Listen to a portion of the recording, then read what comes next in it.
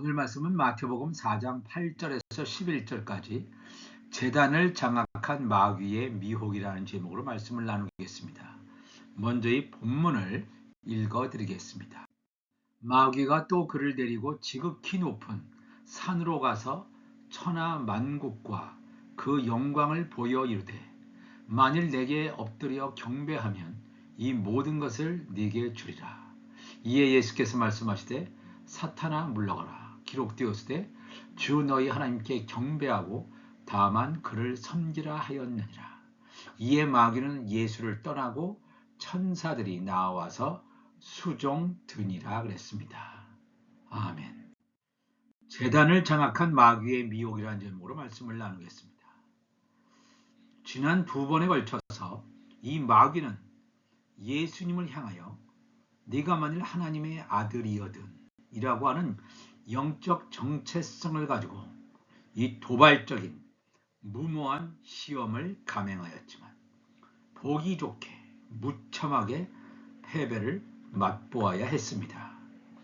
예수님의 정체성 시험에는 실패한 마귀는 이번에는 예수를 높은 산으로 데리고 갑니다.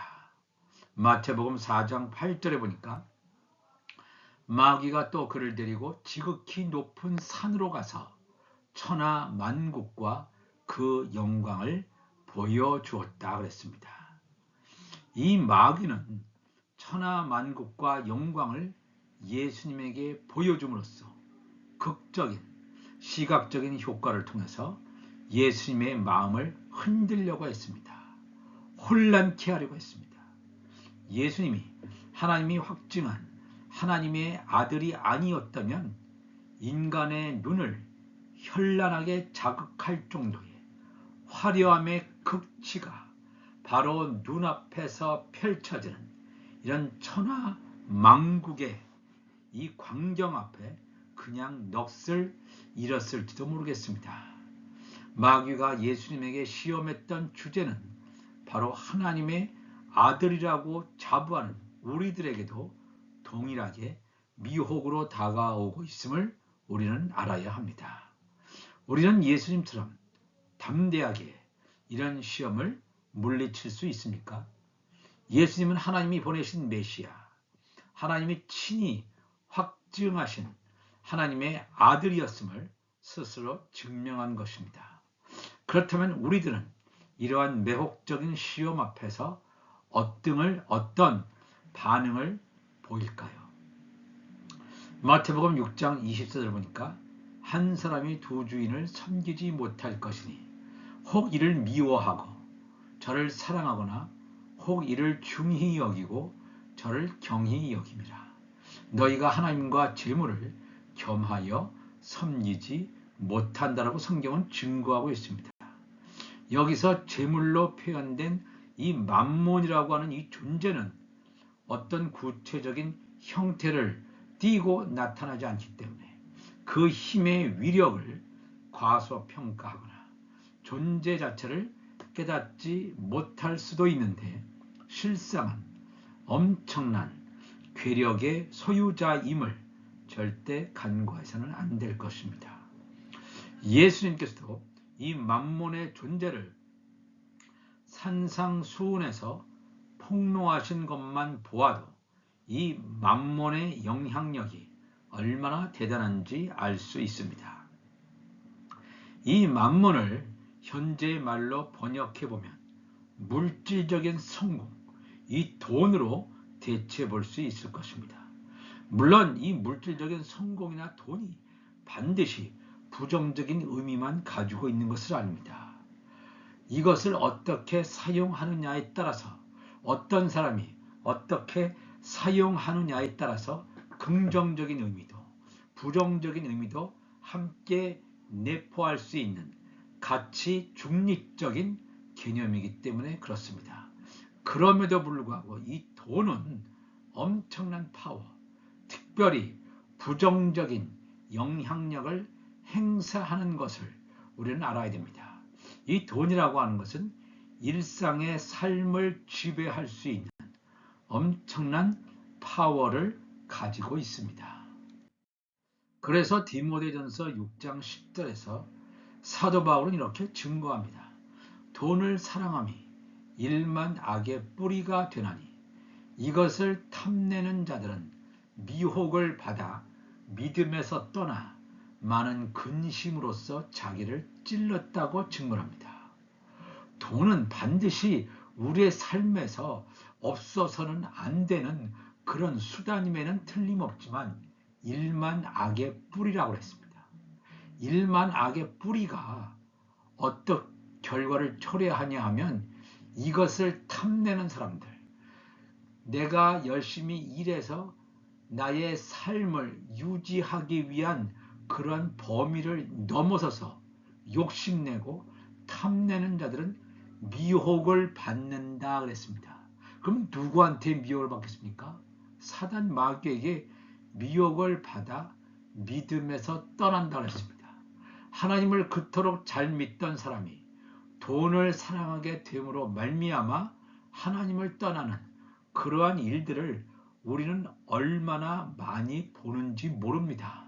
그렇게 믿음이 좋다고 했던 사람들이 돈 때문에 패가 망신하는 것만 그치는 것이 아니라 믿음에서 떠나 하나님과 관계없는 사람으로 전락하는 믿음에 파산한 자들을 우리는 너무나 많이 보게 됩니다.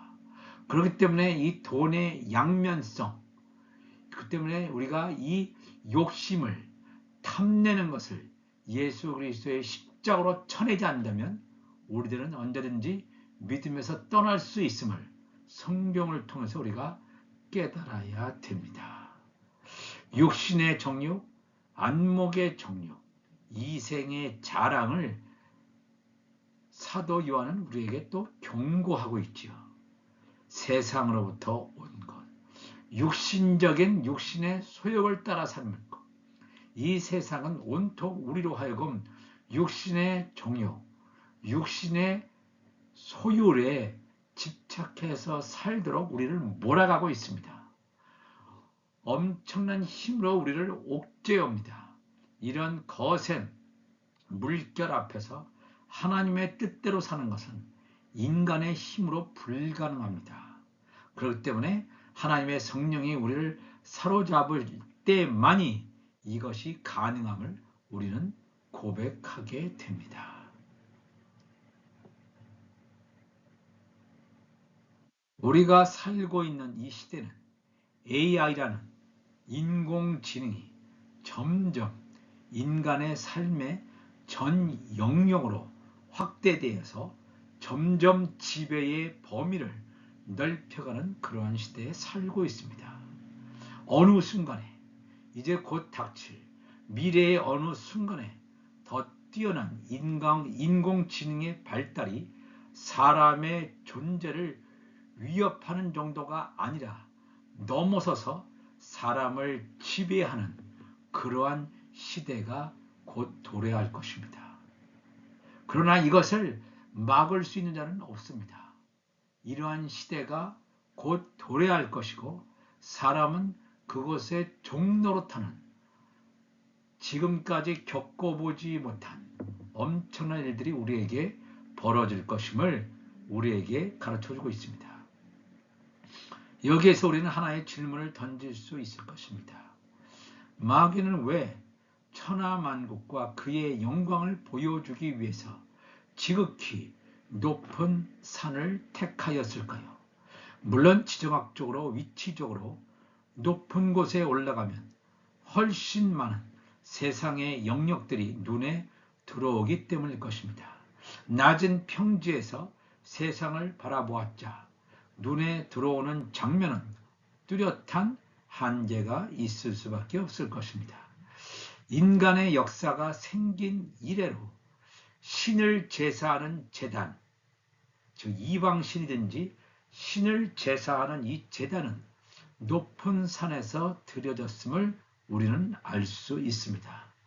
높은 산에 올라가야 신과의 만남의 거리가 짧다라고 하는 인간의 생각, 그래서 높은 산에서 제단을 만들어 놓고 제사를 드려야 신이 잘 받으실 거라고 하는 인간적인 생각이 작용했을 것입니다.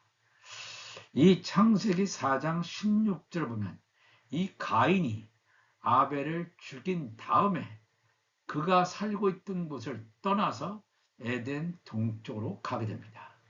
가인이 여호와 앞을 떠나서 에덴 동쪽 놋 땅에 거주하더니 아내와 동침함에 그가 임신하여 에녹을 낳은지라.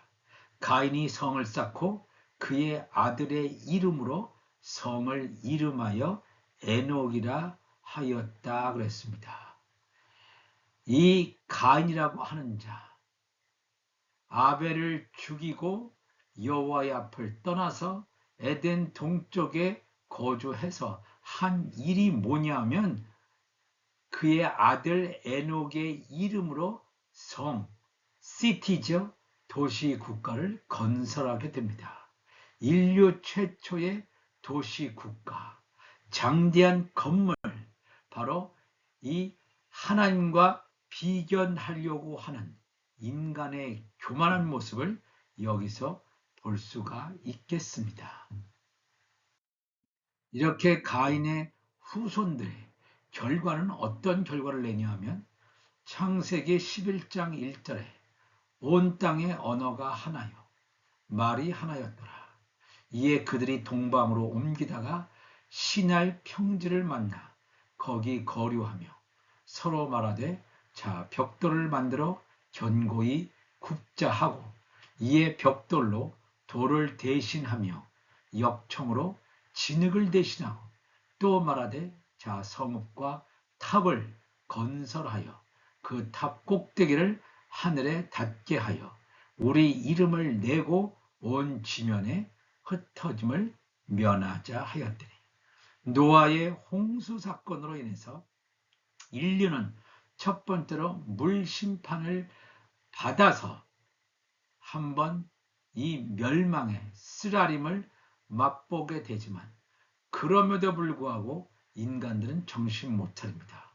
왜냐하면 여자의 후손뿐만 아니라 가인의 후손이 도사리고 있기 때문에. 물론 셈의 후손과 가인의 후손이 섞임으로 말미암아 여전히 하나님의 영이 떠나버리는 이 엄청난 심판을 성경은 우리에게 증거하고 있지만 그럼에도 불구하고 인간은 인간 만세, 성읍, 도시, 국가를 완성하고자 했고 탑을, 타워를 건설하고자 했습니다. 오늘날도 마찬가지입니다. 가장 높은 빌딩을 서로 짓기를 경쟁합니다. 이 가장 높은 빌딩을 짓기 경쟁하는 것 이외에 하나의 탑을 만들 것이다.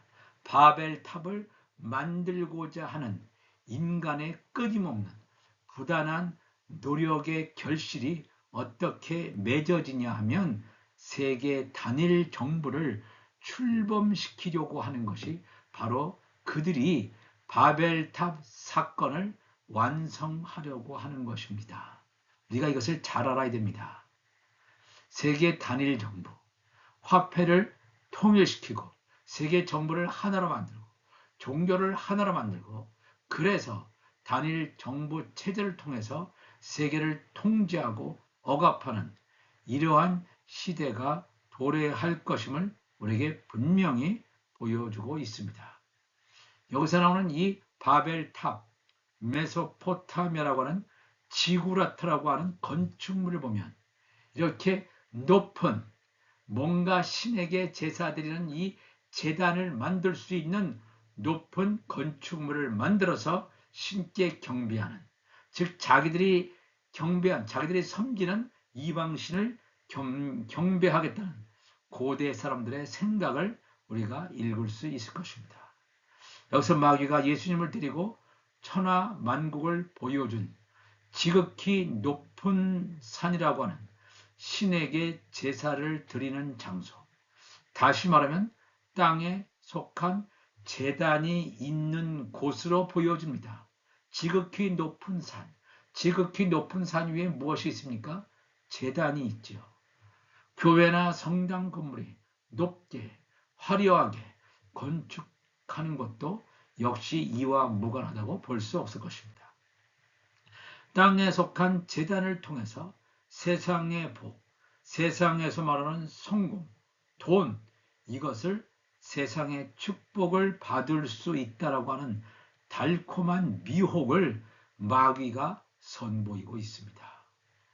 땅에 속한 제단하면 깊이 생각하지 않고, 땅에 속한 제단, 땅에 속한 교회 깊이 생각하지 않고 당연히 하나님께 예배하는 장소로 간주해버립니다. 예배당, 훌륭한 예배당, 엄청난 건물, 당연히 하나님께 예배하는 장소다. 이렇게 사람은 생각할 수 있지만 그 제단을 통해서 지극히 높은 산 꼭대기에 있는 그 제단을 통해서 흘러나오는 복은 하나님에 의해서 온 것이라고 쉽게 단정해버립니다. 여기는 하나님을 섬겨. 그런데 마귀가 뭐라고 얘기하죠? 마태복음 4장 9절에 이렇게 얘기합니다. 마태복음 4장 9절에 이르되 만일 내게 엎드려 경배하면 이 모든 것을 내게 줄 것이다. 이렇게 얘기합니다.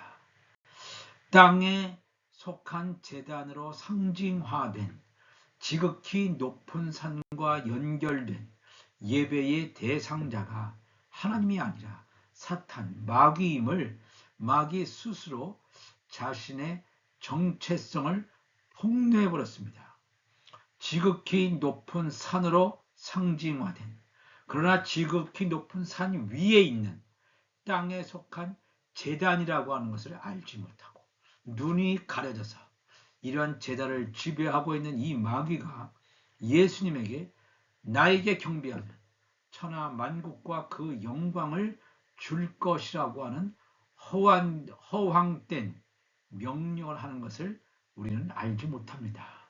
마귀가 감히 하나님의 아들이신 예수님에게 우상 숭배하라고 하는 달콤한 미끼를 던지고 있습니다. 예수님은 당연히 하나님의 아들이심으로 이 따위의 우상 숭배에 굴복할 분이 전혀 아니라는 것입니다. 그러나 사람들은 너무 쉽게 지극히 높은 산으로 상징되어 있는 땅에 속한 제단을 통해서 천하 만국과 그 영광이라는 세상의 성공이 하나님으로부터 왔다고 쉽게 믿어버리게 됩니다. 땅에 속한 제단에서 섬기는 사역자들이 이것을 조종하고 있습니다. 그러므로 그 속에서 예배드리는 자들은 전혀 의심 없이 하나님을 예배의 대상자로 생각하고 종교 행위를 하고 있습니다. 마태복음 4장 9절에서 이미 살펴봤듯이 이것을 받는 예배의 대상자가 사탄, 마귀라는 사실입니다. 얼마나 소름 끼치는 오싹하게 하는 것인지 모릅니다. 천하 만국과 그 영광은 마귀가 주는 모든 것입니다. 세상은 이미 마귀가 주는 모든 것에 심취해 있습니다. 자신의 영혼까지도 팔아서라도 마귀가 주는 천하 만국의 영광에 취해 있다는 것입니다. 교회 역시 하늘에 속한 교회가 아니라면, 땅에 속한 교회라면 여기에서 결코 피해가지 못할 것입니다. 얼마나 무서운 일인지 모릅니다. 그러므로 예수님께서는 헤롯 성전을 보시면서 많은 유대 사람들, 이스라엘 사람들은 헤롯 성전의 금빛 찬란한 성전을 보면서 하나님이 이곳에 임재하고 있구나, 이렇게 사람들은 보았지만 예수님은 헤롯 성전 안에 언약궤가 없음으로 말미암아 이미 하나님의 영은 그 속에 있지 않고 떠나가셨음을 분명히 지적하고 있습니다. 성전은 예수님 당신 자신임을 이미 선포하고 있습니다.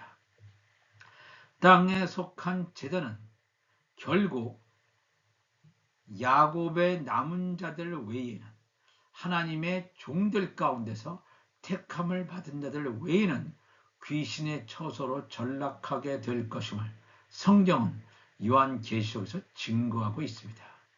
마귀가 장악하고 있다는 결정적인 증거이기도 합니다.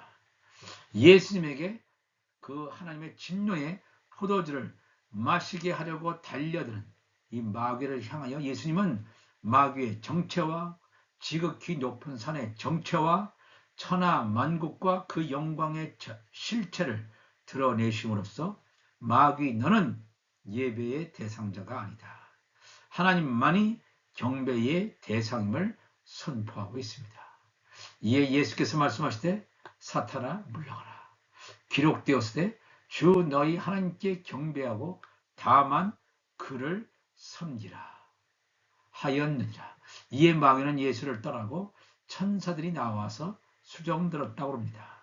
하나님의 아들은 하나님만을 예배의 대상자로 섬긴다는 것입니다.